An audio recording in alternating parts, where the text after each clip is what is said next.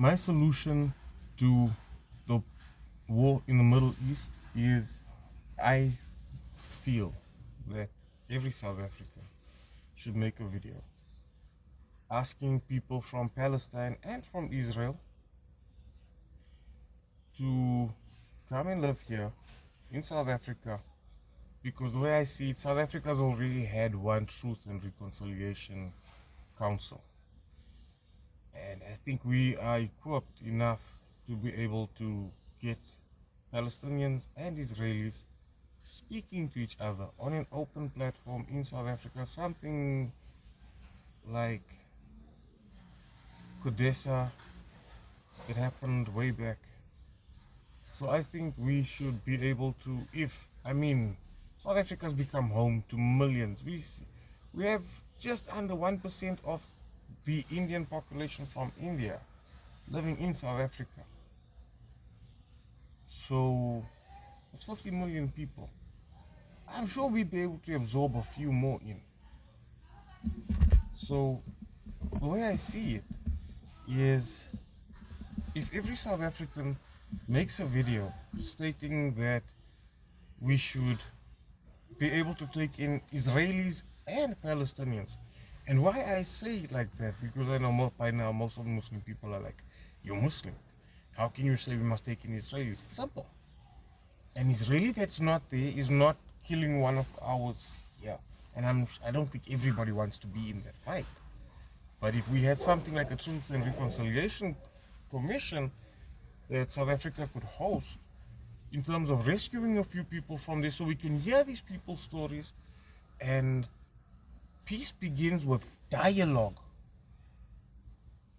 If they're not willing to speak there, let them come here and let us host them, in terms of getting them to speak to each other face to face about their pains, about their experiences, all of that, and see if we can try and bring about peace. I really and truly believe, I think that it is what Nelson Mandela would have did.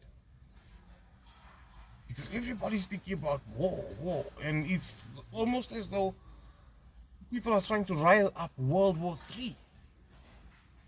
No. I say that Africa's solution, or Africa's answer to all of this, should be, okay, whoever said war now, come to Africa. We'll show you how to build. Because history has taught us that when Africans kick people out of Africa, it never works out for Africa.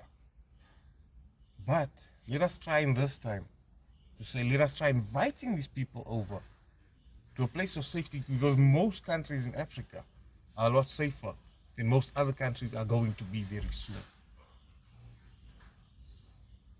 I'm asking Africans to be neutral in this. Do not take sides. As long as they come to Africa, live in peace. Let's face it, in 1939, from 1929 to 1939, the Americans went through the Great Depression. And this is where it may just make some economic sense. The Americans went through the Great Depression. In 1939, World War II started. When the Americans went in to get the Jews, the American economy had changed. Do you understand what I'm saying? Is, let's face it, where Jewish people are, the money goes. Money follows them. They know how to build an economy. And let us treat them as human beings. Let us treat the Palestinians that come over, hopefully into Africa. I hope Africa opens their borders to say, come and live here. It's not about the land anymore. Now it's about saving lives. That's all. It's about saving lives. South Africa is home to millions that come from every part of this globe. And I'm asking every South African out there to please send out a video inviting these people to say, come and live in South Africa. We've taken in so many others. If they're here, they're not there fighting. It's our way to save lives. And as they say in Islam, save the life of one and it is as though you have saved the life of the entire Ummah. I'm asking that these people come and sit and talk to each other in this country and make peace here. because I think we all need another lesson in how much it actually takes to forgive.